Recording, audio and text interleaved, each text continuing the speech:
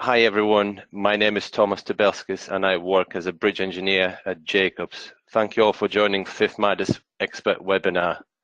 Today I would like to talk about a particular scheme that we at Jacobs were involved in. Structure is called East Cliff Viaduct, and our main area of work included bearing replacement and associated assessment of this bridge. During this webinar, I am aiming to go through a quick introduction, general background on East Cliff Viaduct, basics of multi-cellular deck behavior, how we created Grillage model in Midas Civil, sectional property calculator, application of dead and live loads, using tree menu to arrange and simplify outputs and results. I will also introduce you to the bearing schedule and what the values in the table mean and where these values come from. Then we will summarize all the findings.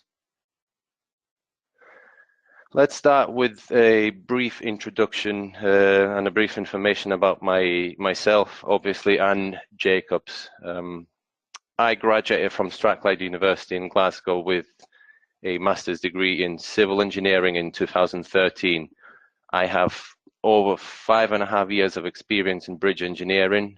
My main area of expertise falls within design and assessment of highway structures. Last couple of years, I have predominantly worked on assessments and bearing replacement schemes that require creation of grillage modeling of various complexity. I also have experience in bidding for asset support contract for Highways England. So that's a little bit about myself. Let's now talk a little bit about Jacobs and what kind of company it is. Jacobs have over 77,000 employees in more than 400 locations worldwide. We are one of the largest and most diverse providers of technical, professional and construction services. We are #1 design firm according to ENR ranking. Jacobs has well-established graduate development program with more than 1,200 graduates completing in the last decade, as well as Jacobs has recently secured important wins in Highways England, routes to market, regional delivery partnership. This is a very much a quick summary of Jacobs. Now let's concentrate on the case study itself. Let me introduce you to the East Cliff Viaduct and the background.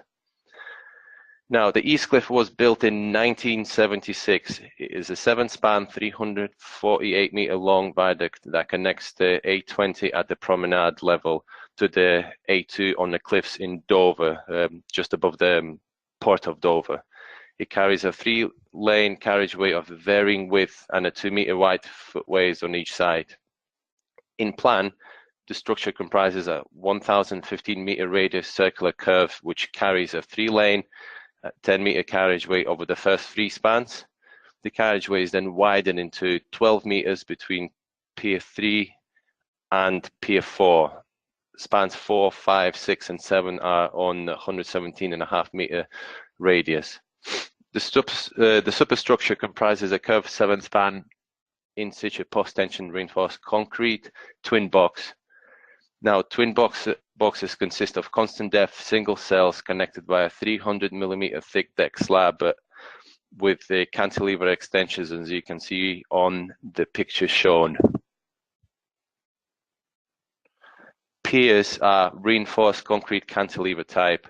Piers 1 to 4 are founded on a 1.8-meter diameter cast in situ reinforced concrete piles, and piers 5 and 6 are founded on concrete caissons which have been cast in situ inside permanent sheet pile cofferdams. Now let me introduce the theory behind multi-cellular deck behavior that was adopted in this scheme. In here I would talk about general deck behavior of this type of structure, bending, stiffness, and torsion constant, which were 2 parameters that we were varying throughout the scheme.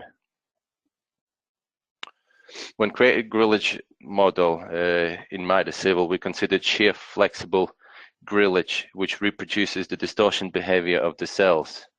When creating a grillage model, we assume that the grillage mesh that is being created is in the plane of principal axis of bending of the deck, and longitudinal members are coincident with longitudinal webs, as you can see in the picture here. For this form of construction, we split the deck into 7 longitudinal members, 4 webs, one central slab connected boxes, and 2 dummy members on the parapet up stands. These 4 longitudinal members of the deck containing webs are split in such way as to try to replicate the I-beam. In other words, longitudinal bending behavior can be visualized by notionally cutting the deck between webs into number of I-beams, but without full bottom flange. Then the longitudinal bending stresses on these cross sections will be similar to those of an actual I-beam and will be given by equation shown on the slide. Shear stress is built up from 2 parts. First is shear stress due to bending of longitudinal members. This one is similar to the theory of I-beams. Second, due to the variation of neutral axes of individual beams. Due to longitudinal members being flexed separately, each will result in 0 extension along its own neutral axis, as shown in the figure on this slide. As a result of these longitudinal members rotating about the points at different levels, it will then create a relative longitudinal displacement. Resistant to this displacement and its reduction will be accommodated by the high stiffness of the top and bottom slab. In order to avoid this effect occurring, it's proposed to calculate I values about the neutral axis of the deck as a whole. Now, this can be done by overwriting properties of already created sections in sectional property calculator to reflect that the bending stiffnesses or I values have been calculated with respect to neutral axis of the deck as a whole. Alternatively, you can split cross-section of the deck into longitudinal members such that the individual neutral axes are the same as one of the whole deck. Now, the second parameter that we manipulated when we were creating Grillage model was torsion constant. Torsion as applied to cellular decks considers the shear forces and deformation or as a result of deck twisting and with distortion effects excluded.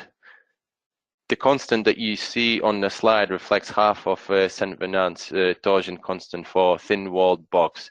This is to reflect the fact that only half of the torsion is resistant by the torque on the longitudinal members, with the remaining being resisted by opposing shear forces on the opposite sides of the deck. The reduced torsion constant was then shared between the 2 longitudinal members that form the box. Now I will discuss basics of Grillage model and how to create a model in Midas Civil. Grillage is essentially a grid of longitudinal and transverse members where longitudinal members are coincident with the center lines of actual beams. Best practice is to use 1 beam per longitudinal member. This way analysis is easier. However, 2 or more beams can be used if needed. Regarding the transverse spacing, this is very much an arbitrary parameter. However, where there is a diaphragm, midspan, or over support, then the grillage member should be coincident. As I previously mentioned, there are 7 spans in East Cliff Viaduct. The spans vary between 45 and 52.5 meters. What we did is we just divided each span by 10. This arrangement also worked well for intermediate diaphragms. However, we had to create more cross sections to reflect those changes. Right. Grillage in East Cliff Viaduct was created manually by inserting node locations. However, it is not the case for many other structures where Midas Civil wizards can be used and many other useful functions that will speed up the process. There was mainly 3 reasons why we had to do that. It's because we had a deck of varying width. The radius of the deck wasn't constant, and we had variance bands. So what we did is we created plan of the deck in AutoCAD and used regular XY grid reference to define node locations, which we then copied over to Midas Civil to create the profile that you see on the slide.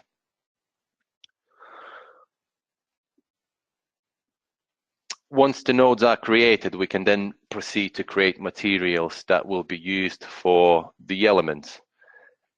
I have created an image to show step-by-step procedure on how to define a material. There is a variety of standards to choose from British standards to Eurocode, which are both on the list. It should be noted that materials created in sectional property calculator within Midas Civil are not transferable and are only used to calculate section properties. However, if you have steel concrete composite section created in Midas Civil SPC, then you should define this section as steel when you import it back into the model and use it. This is because sectional property calculator converts composite section into equivalent steel before calculating the properties.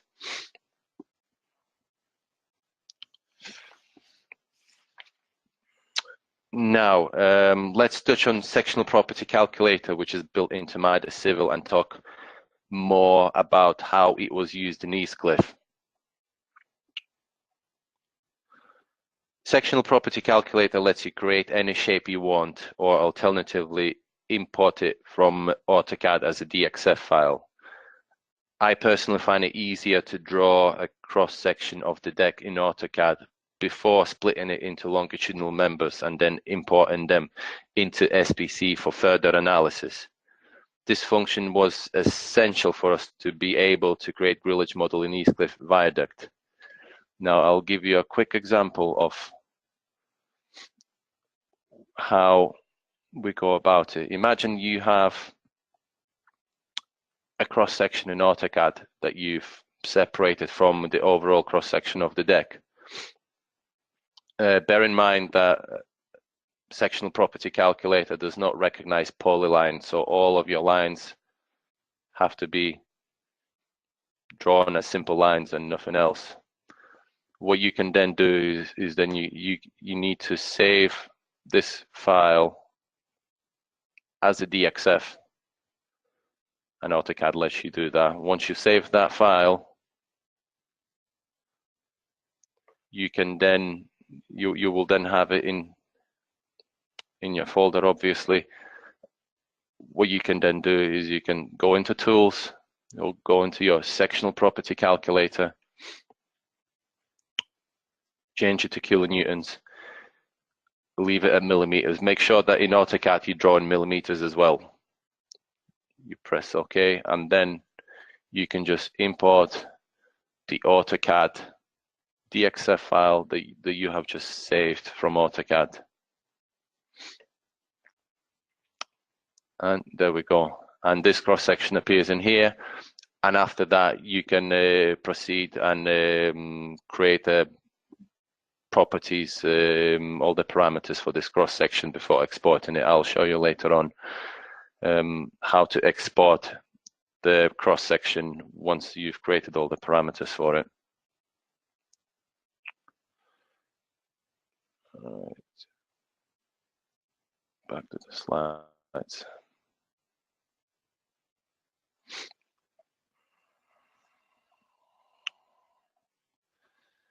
I have already described how we split deck cross-section into longitudinal members. Here you can see elevation of the cut-through box section. This image shows exactly how we split the deck into transverse sections. We had 48 different section and properties. For most of them were calculated using sectional property calculator, because as you can see, these are all non-standard cross sections that you won't be able to find in any of the libraries. So I think use of AutoCAD and sectional property calculator is essential in this case.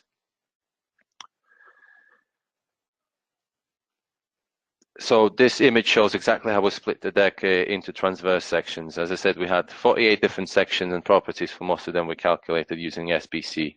You can see that bottom slab thickness varies from 250 to 350 millimeters at the support. There's also a diaphragm at each support, along with span variations and above mentioned parameters. All these things resulted in more sections that we had to create to be able to complete the grillage model.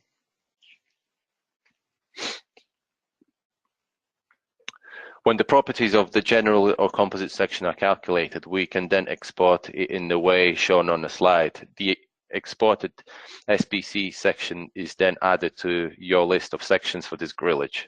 This process has been used for most of the sections in East Cliff, apart from single slabs in transverse direction.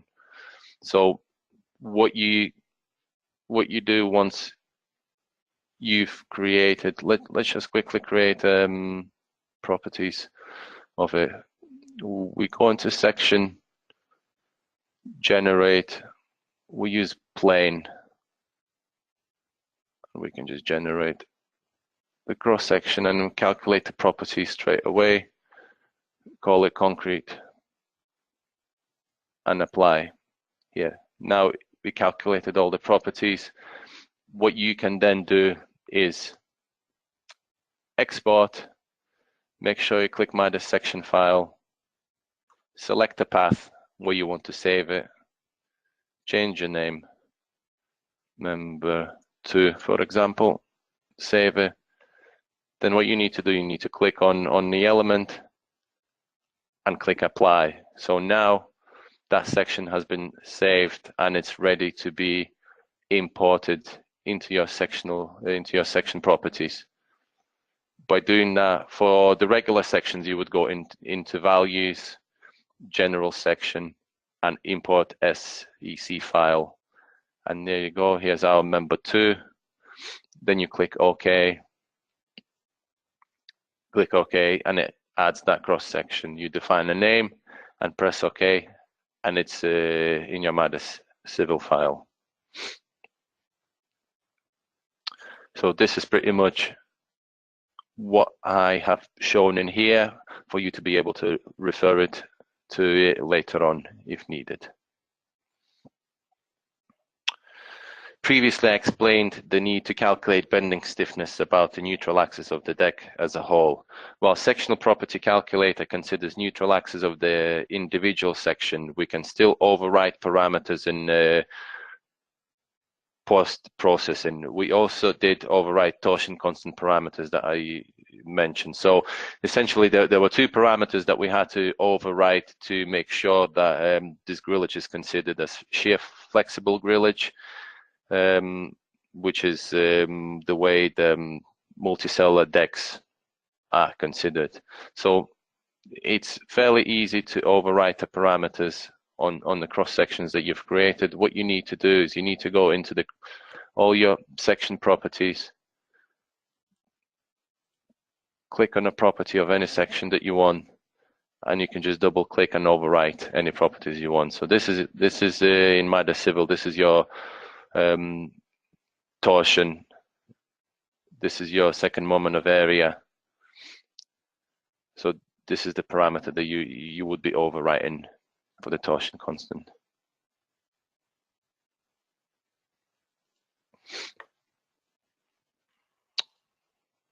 Back.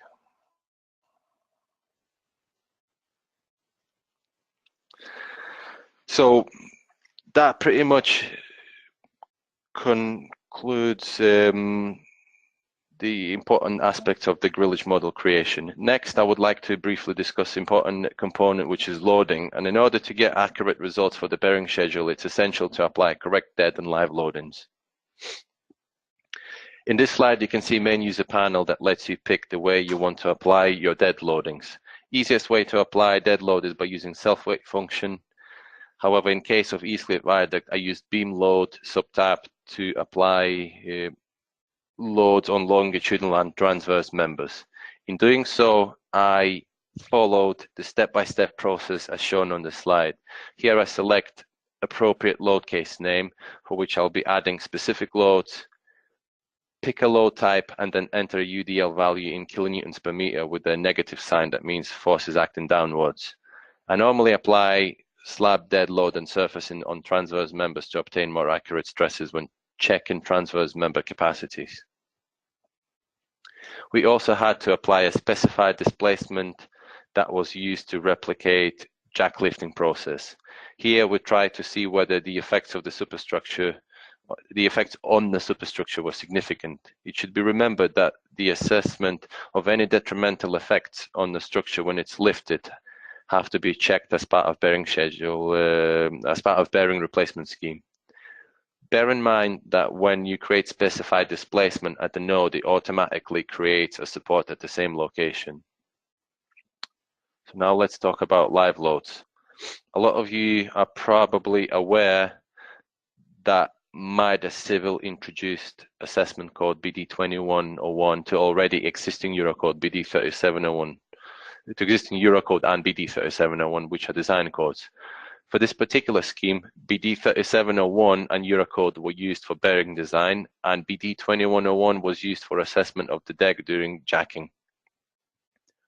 Midas Civil makes it very easy to create all important combinations such as HA plus HP, HA plus SV and SOV, and Eurocodes LM1 and LM3. In order to apply these live loads, we first need to create lanes of traffic. I previously mentioned that carriageway width varies between 10 and 12 meters. This has a knock-on effect when we create notional lanes. On wide deck, we end up with 4 notional lanes, and on narrow carriageway, 3 notional lanes. The table you see on the slide comes from BD2101.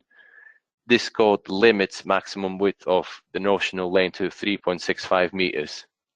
So there are 2 possible solutions to reflect variation in number of notional lanes on one structure. First, we can create 2 independent Midas Civil models reflecting 2 sections. This will simplify outputs and reduce number of combinations and make it more straightforward to obtain required reactions and forces. Or there's a second option where you can use a single Midas Civil file to create both scenarios. This can be done by creating more number of lanes and overlapping them. Then it will be necessary to create the relevant live load combinations and take into account the lanes that are applicable to original model 1 or model 2. So what I mean by that is when you have a deck of varying width, if you can see here, we have a wide deck, and at a certain point here it starts narrowing until we end up with a 10-meter wide deck. So this has an effect on the traffic lanes that we create. So this traffic lane arrangement reflects the wide deck scenario, where you can see we allowed space for the footpaths, and everything seems to be running curb to curb. Everything is pretty smooth, and then at some point, when the deck starts narrowing, the lanes shift to the edge, which is not a true representation of the loadings. What you can do then is you can create a load mod, 3 different lanes that would reflect load model 2, and you can see that starting from the point where you have narrow deck, your traffic lanes are back to normal. But if you go to the wide deck, you can see that there's quite a bit of space left unused, which is not realistic, and it's not according to the code.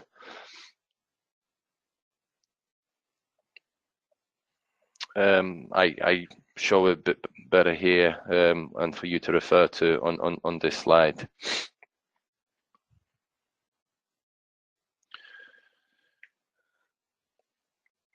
Right, there are 2 possible solutions to reflect the variation in the number of notional lanes. So as you can see, you can create 2 different models, or you can create everything within one model. In here, you see a window where I show steps on how to create a vehicle to BD 2101, which is assessment code. It is done by following BD 3701 standard and then clicking to use appropriate HA lane factors to reflect assessment code you want to work with.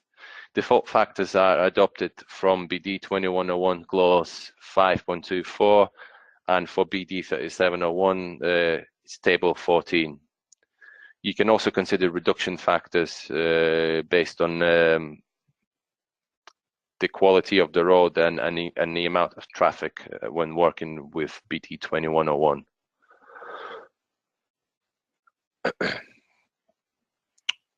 So once vehicles that we are intending to use in the model have been defined, we then proceed to create traffic lanes. To do so, we follow this path. We click on the load tab and then on to move and load. Then we click on traffic line lanes. We will then see the window that is shown on the slide. When working with a grillage model, we have to use cross-beam vehicle at load distribution to account for effects on both longitudinal and transverse members. The cross-beam group can easily be created by clicking on the group in the tree menu and create a new structure group. I will show you it in the more detail in a bit. Last point in the table is reference line. In our case, we just picked all the lines that form a longitudinal member, which also defines direction of the traffic lane. This is done by clicking function in selection by tab. Once all the parameters are in, including the eccentricity of the lane with respect to the reference line that you've created, then you just click OK to create a lane. And we can also check to make sure that it lands in the right spot. Once the traffic lanes have been defined, we can then create move and load cases. Referring back to the two different approaches on how to accommodate variation in number of notional lanes, screenshots on this tab show where we consider two different lane models within one Midas Civil file. We can select lanes that reflect model 1 and use them to create live load case with appropriate vehicle. We can create as many combinations as we need. We then repeat the same procedure for model 2. So if you have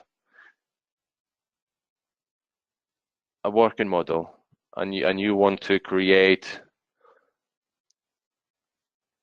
live loads, we want to create move and load cases, and you have two different carriageway width that effectively represent two different notional lane scenarios.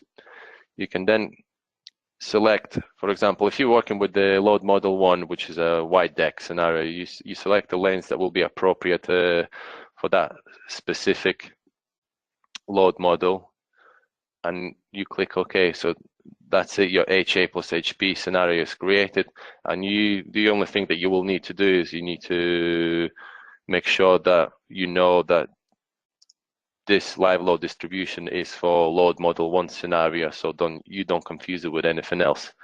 The same thing will apply for load model 2, when you can just go and create load model 2 with the same, but obviously you won't be doing that in here. For example, load model 1, HA plus HB. Then it's an ultimate limit state, or you can pick serviceability limit state, which is part of HA plus HB auto combination. Then you click OK, your load case is created. And then let's say you want to create a load case, the same load case, but for load model 2. Then you would just go to selecting your lanes. You create lane 7, 8, and 9 to represent load model 2 scenario. And then you go HA plus HB. And that's it. Here you have a load model 1 scenario, load model 2 scenarios. Even though on here, lane 1 to lane 4 and lane 7 to lane 9, they overlap. They won't overlap here because they are part of different load cases. So there's you're still right in doing so.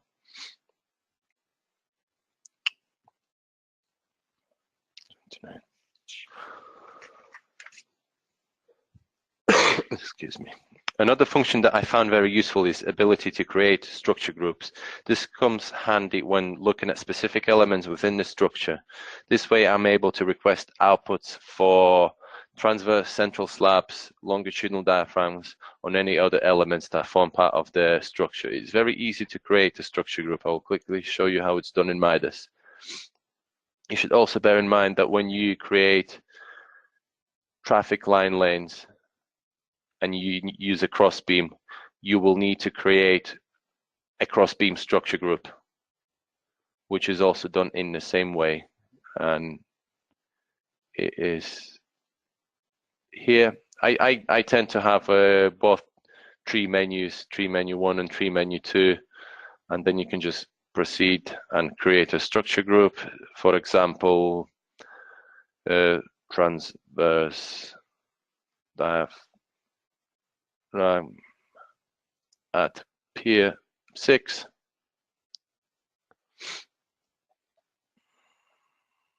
And then you can go in here.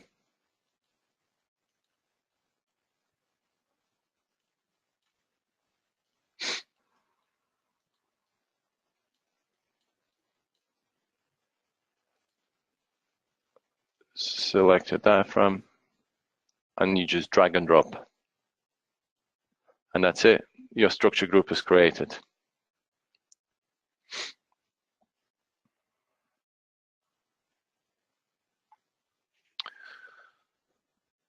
So once you created structure groups, you can then request outputs for them for a specific load case or load combination. You can select one or more structure groups at a time within records activation dialog, which pops up when you follow the path that I wrote on the slide for you.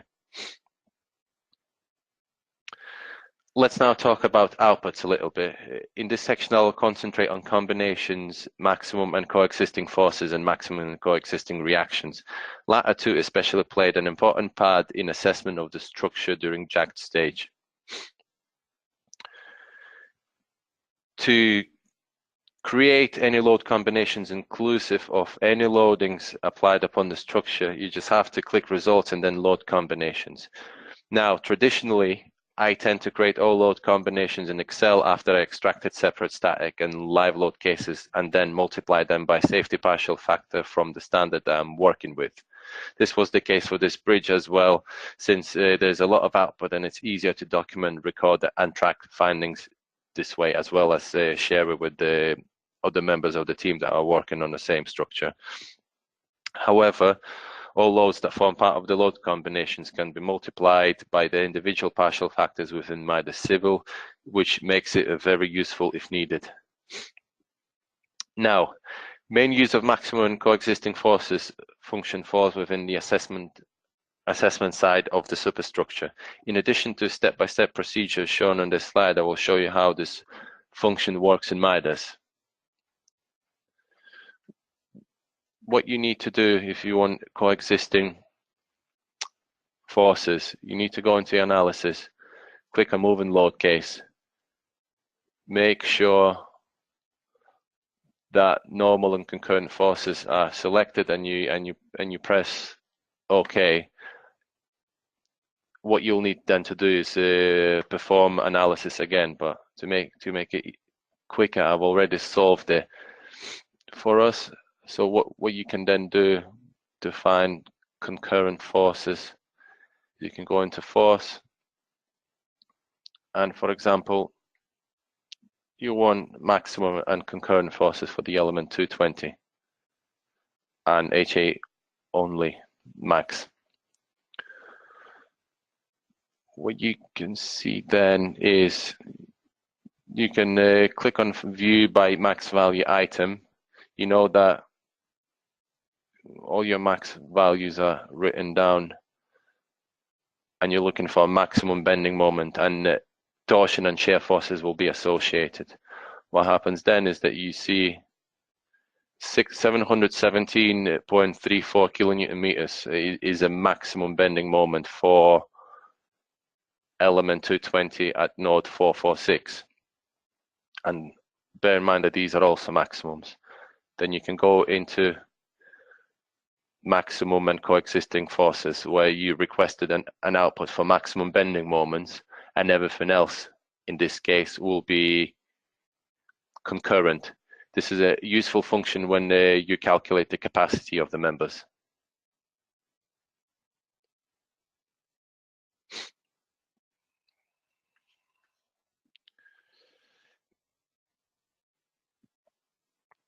Maximum coexisting reaction functions played an important role in providing the most out of balance situation that temporary works will need to be able to withstand.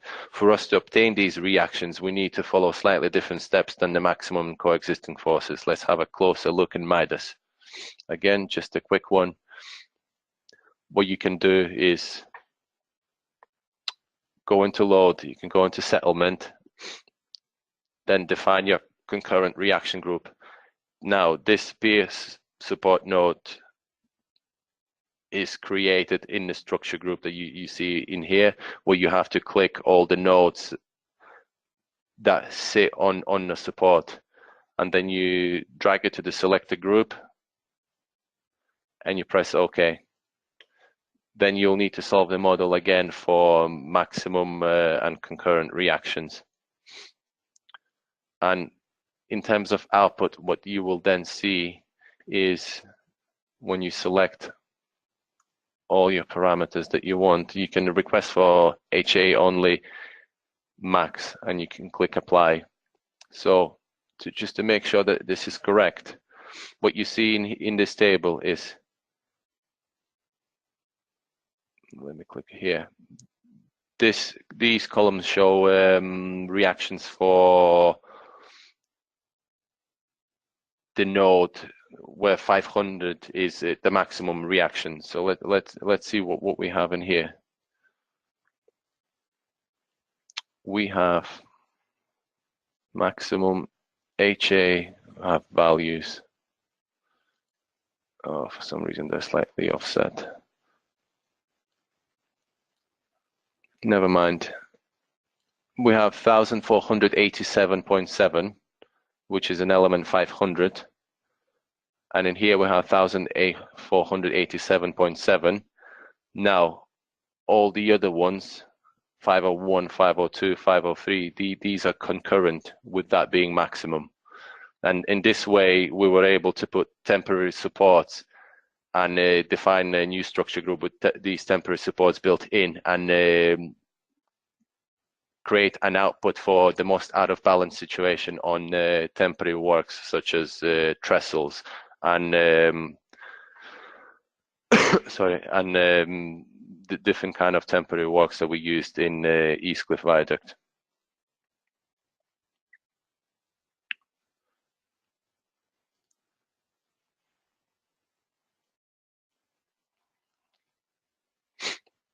Now, this concludes part what I presented, the theory behind multicellular deck behavior and how to create grillage model for this form of construction in Midas Civil, as well as some essential Midas Civil functions that we have used in the scheme. Now I would like to introduce you to bearing replacement side of the scheme. I will introduce you to the bearing schedule that must be completed. I will talk you through the parameters within the table and explain what they mean and how they are obtained. Now, bearings are designed to BS EN 1337. This standard has 11 parts. Part 1 contains general design rules as well as bearing schedule template. Part 2 includes sliding elements. These sliding elements form part of the bearing. Part 3 to Part 8 defines the quality standards and design standards for different bearings. Part 9 deals with measures to protect bearings from effects of the environment which could reduce their working life. Part 10 and Part 11 of the standard are inspection, maintenance, and transport, storage, and installation, respectively. On this slide, you can see typical bearing schedule. This table contains all information about the new bearings for a bridge. This schedule needs to be completed by the designer. Table contains important information such as design loads, displacements, rotations, maximum bearing dimensions, and other. After completion of the schedule, it is normally passed on to bearing manufacturer involved in the scheme for detailed bearing design.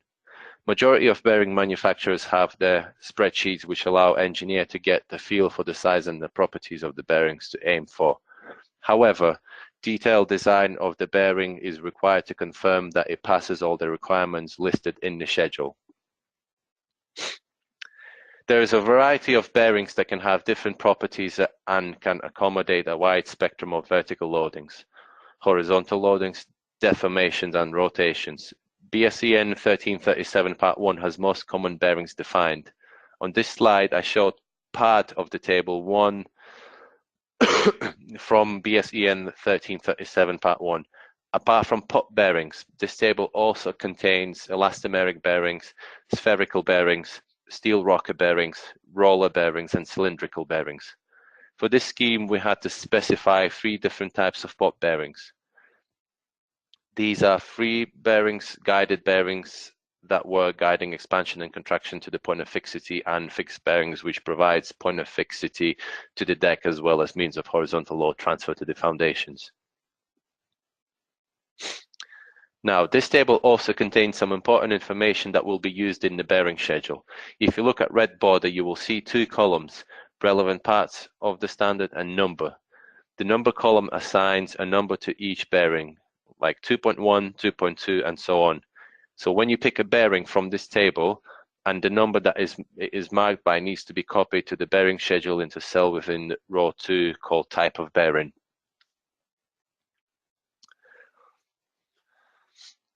As I previously mentioned, East Cliff Viaduct has a curved deck profile. When bridge was designed and built, bearings were aligned radially. For curved decks, there are normally 2 different bridge articulations, tangential alignment and radial alignment. A continuous bridge needs only 3 horizontal restraints to be statically determinate. It is normally achieved by 1 longitudinal and 2 lateral restraints. For example, 1 fixed bearing and 1 guided bearing. For curved multi-span bridges, careful consideration of the alignment of the bearings needs to be considered, as it can have consequences on movement of the expansion joint. In Midas Civil, most rigid supports are defined by using defined supports function within boundary tab. When you use rigid supports, you assume that bearing does not compress under vertical weight. It should be noted that elastomeric bearing stiffness can vary significantly, thus affecting load distribution. This is particularly important factor when working with highly skewed and curved bridges, where a high proportion of the load can be attracted to the bearing on the obtuse corner if the stiffness of the bearing isn't defined and rigid support is used instead. To define bearing with stiffness, spring support should be used. On this scheme, spring supports were used to replicate temporary supports. On the permanent condition, pot bearings were used. As these are very stiff supports and have very little vertical deflection, it is acceptable to use rigid supports in Midas Civil. For you to be able to use to apply stiffness to the bearing, you can use point spring. What it lets you do, it lets you create any stiffness you want in any direction as well. So this is the rotational stiffness, and this is a deformation stiffness. So if you want to use, for example, an elastomeric bearing with a specific stiffness, specific vertical stiffness, you can then write down this stiffness in this window, select your element, select your node where you want the bearing to be applied, and click OK, and your elastomeric bearing will essentially be created. If you need to apply more parameters, you can obviously do so, but this is a parameter responsible for vertical diffraction, or in this case it shows Z direction, so up and down.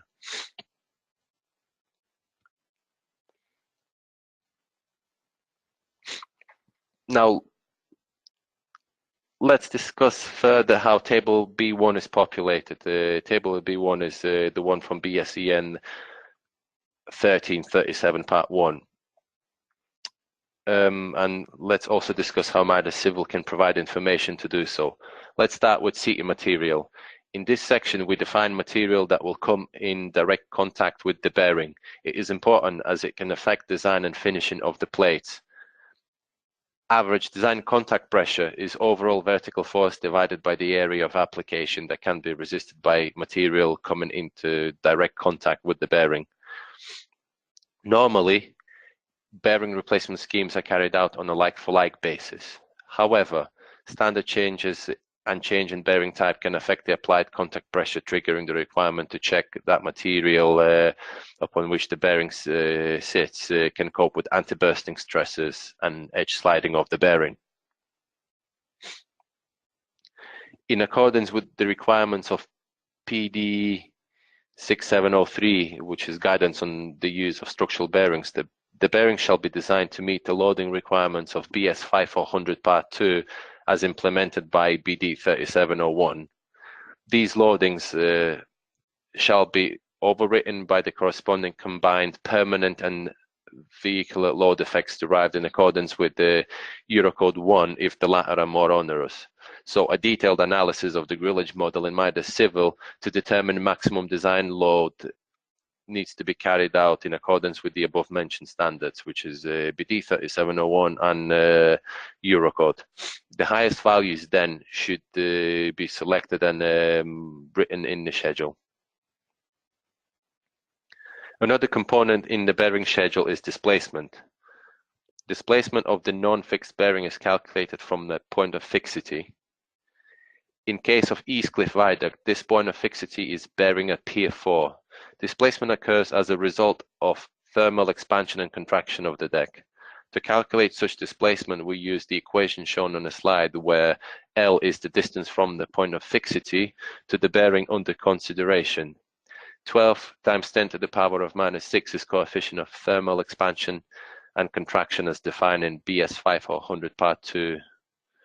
To work out degrees in Celsius, you can use step-by-step procedure from BS 5400 Part 2 or BD 3701. Let's continue with looking at other parameters with bearing schedule. Rotation is calculated due to live load only. It has been assumed that there will be no positional or rotational movement as a consequence of permanent, in other words, irreversible load effects, because essentially the structure has been built. All the deformation has already occurred, and the only thing that we will need to accommodate is for live load traffic. This is normally the case for the bearing replacement schemes. Therefore, all rotations associated with the application of live loading are considered to be reversible in this case. I have already mentioned that East Cliff Viaduct has a curved deck. It's important to understand that all rotations at supports will be given with respect to global axis. Therefore, in this case, rotations may not be correct because longitudinal members don't follow the line of global X or Y axis.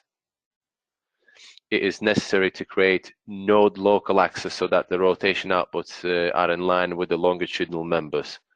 And I'll quickly show you how it's done. I've also shown it on the slide. So what you can do, because you see that, let me on display.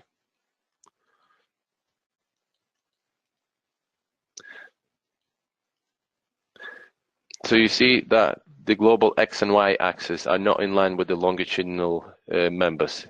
If you imagine that we have a support over here, we don't want to provide rotation in that direction. We want to provide rotation in that direction. So what you can do is that you can create node local axis. I prefer to use vector. Excuse me. Where I first create local x-axis and then I create local y-axis. Once that is created, I press OK, and my local axis for this particular node only has been defined. And you will need to do that for all supports. Then when you go to the results, you can find it in displacements, HA only. So all these rotations in here will be given about the global X and Y axis. What you can then do, you can click on displacements local, click HA max. But I've already predefined for two supported appear 6. If the local axes have been defined, it will then show you rotations about those local axes, which is quite a useful function. So these values will then be added to the bearing schedule.